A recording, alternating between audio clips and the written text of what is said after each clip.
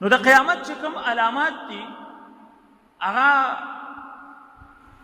واړه واړه خو تقریبا ټول ښکاره شوي او کوم غټ غټ علامات چې دي د هغې هم داسې اندازه لګي چې هغه هم ډېر نږدې ښکاره کېدونکي دي. دجالیات کې چې کوم مفتی ابوالعبابه صاحب وغیره هغې د دې تذکره هم کړې ده. د دانیال علیه السلام څه تختۍ راوتې وي په هغې باندې لیکل شوي نو په هغې کې یو دا تبصره هم شوې وه چې یهود به یو ملک جوړی قایمۍ به یې د هغې نه 50 سال بعد به امام مهدي راوځي. اوس د یهودو ملک چې خو اسرائیل دی دا اگر چې 47-46 وغیره کې جوړ شو چا نه و تسلیم کړی پوره طور تسلیمي د ده په 1973 کې وشوه. نو ګویا کې د 1973 نه دی خوا 24 خوا وشوه 2024 کې چې دی بیا د امام مهدي د ظهور د هغه تختۍ په حساب سره چې دی جوړېږي 2024 اوس 21 چلیږي. او دغه شان د امام نسائی چې کوم روایت نقل کړی دی هغې کې دا وایي چې د امام مهدي فوج به د خراسان نه راوځي او خراسان دا افغانستان او د مغربي پاکستان دا ټول چې دی په خراسان کې راځي. نو اوس چې دا کوم هلچل شروع دی په افغانستان کې او هغوی ته الله پاک بری ورکړه او هغوی چې دی دنیا یې وړقوله دنیا یې حیرانه ده ورته چې لکه څنګه دونه لوی فوج چې دی پسپاک او بغیر څه د وینې توی کېدلو نه او الله دې ته دا مقام په دې اندازې څه ورکړه چې هغه یو کس دی هغه یو مجاهد دی هغه میډیا ته کینی نو تقریبا 350 چینل چې دی هغه دا بیان چې دی شیر کوي مخکې خلکو ته نو دا ورلډ ریکارډ دی چې ته لکه دومره د چا بیان ته خلکو توجه نه ده کړې او هغه لګیا په پښتو کې لګیا په کومه په پښتو کې لګیا دی.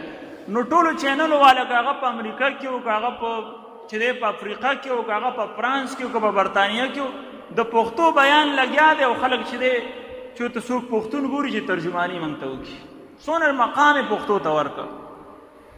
نو کله چې انسان ځان وپېژني او قرآن راوالي نو بیا هغې کې عزت دی بیا نو دا نور ډولکي مارانو خو پښتو وشرموله هغې بېعزتي وکړه مقام دوی ورکړو پښتو ته چې ټوله دنیا چې دی هغې د پښتو بیان اوري د هغې به ترجماني کوي خبره کوي. به هر حال دغه روایت مطابق د خراسان نه د امام مهدي فوج تیارېدل هغه هم په دې باندې دلالت کوي. خو حدیث شریف کې اوس دا دی چې د هغې سره به توره جنډه وي. حدیث شریف کې رایات السود تذکره ده د دوی جنډه سپینه ده او په جنډه اختلاف هم دی اوس حکومت چې د دې جنډه نه مني او دوی چې د هغې هغه نه مني کېدی شي داسې څه وشي او بیا هغه جنډه هم هغه جنډه پکې دغه شي کوم حدیث شریف کې راځي که واقعي د هغه دپاره تیاری کېږي د امام مهدي د فوج دپاره. او بل چې کوم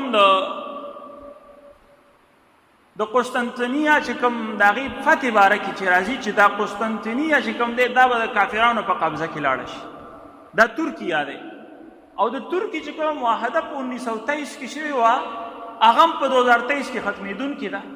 نو ظاهره خبره ده چې ترکي به بیا واپس پابندیانې به د هغوی نه اوچتې شي مکه مدینه ټول د ترکي په قبضه کې وه نو هغه به بیا دا غواړي او امریکا نه غواړي چې دا دوی سره میلاو شي کېدی شي په دې باندې جنګ وشي او قسطنطنیه چې کوم په حدیث کې راځي چې دا به د کافرانو قبضې ته لاړې شي ترکي دا به بیا واپس د هغې قبضې ته ځي د دې 100 کال د پابندۍ اوچتېدو نه بعد. نو دغه روایت چې دغه طرف ته اشاره کېږي. او بل د دجال چې کوم راتګ دی دا تقریبا 15-16 کاله مخکې به دا امام مهدي د دجال نه مخکې راځي. بیا چې کوم تیسری جنگ عظیم دی نو هغه هم داسې اندازه لګي چې تیسری جنگ عظیم دا به د امام مهدي چې دی په سرکردګۍ کې او د هغه په سره به چې دی دا جنګ لړاویږي. دې حقلي سجاد نعماني تحقیق ډېر عجیبه دی. هغې دا عجیبه تحقیق مخې ته راغلی دی. هغې دا وایي چې سورې کهف دا په 15مه سپاره کې نیمې نه سټارټ کېږي او سورې کهف کې د دجال تذکره ده باقاعده پای کې دا هر څه موجود دي.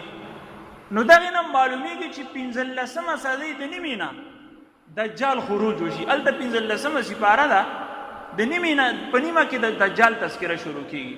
دلته اوس 15مه صدۍ شروع ده 1460 د دې د 15مه صدۍ وي. نو کېدای شي د 15مې صدۍ د نیمې نه د دجال خروج وشي. دا بالکل لکه او هلته کې ګوره په قرآن کې الله پاک اول د بني اسرائیلو تذکره د دجال نه مخکې کړې ده. نو دا معلومیږي د دجال راوتلو نه مخکې بني اسرائیل او یهود دوی ته به باقاعده د دوی چرچه وي او دوی ته به ډېر زیات چې دی پروتوکول د هر طرفه میلاویږي. او هغه اوس دی باقاعده یهود چې دی هر طرف ته چې دی د هغې هلچل شورو دی او د هغې چې دی یو اوازه ده. نو د دجال نه مخکې د بني اسرائیلو تذکره هم دلالت په دې کوي چې د دجال نه مخکې به هغوی ته ښه پوره بری حاصل وي. نو کوم طرف ته چې ګوري دا هم به همدغه کال راځي، همدغه چې کوم 1442 دی نو چې دغه کلونو سره شمار کې 2025 او مولانا ذوالفقار نقشبندي دا مظله ژوندی دی. هغه دغه متعلق موږ ته دا خبر را رسېدلی چې هغه تیر شوي کال یا یو کال مخکې بیت الله شریف کې ناست و قسم یې ښودلی و چې د امام مهدي ظهور دا 2025 کې به کېږي. نو ګویا کې دا 2-3 کاله چې هر طرف نه ګورې دا 23 24 25 دا د امام مهدي د ظهور متعلق چې دی داسې اندازه لګي. څه یقیني نه ده خو چې کم طرف ته کم روایت اوچته یا کم چې دی د هغې حساب کې نو مسله هم دغه ځای ته رسي.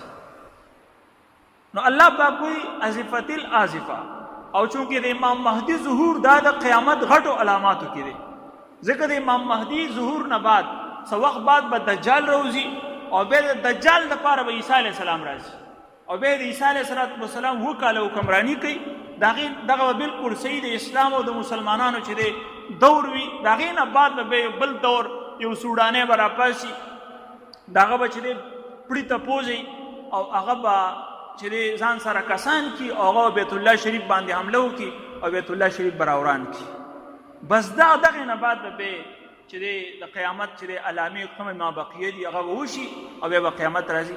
نو ګویا کې دغه اخرې چې کوم د عیسی علیه السلام د دور نه بعد به بیت الله شریف راغورځولی کېږي. د هغې نه مخکې څوک هم په بیت الله شریف باندې نه ورتلی شي او هغه نه ړنګولی شي. حدیث شریف کې دغه کس تذکره ده چې هغه رنګ به تک تور وي او سترګې به وړي او پوزه چې دی هغه به پړیښي او هغه به چې دی د بیت الله شریف ته ځي، ځان سره به پوځ هم بوځي، هغه به په دې باندې چې دی کامیابېږي. نو به هر حال قیامت واقعي نږدې دی. د هغې لپاره تیاری هر انسان له کول پکار دی.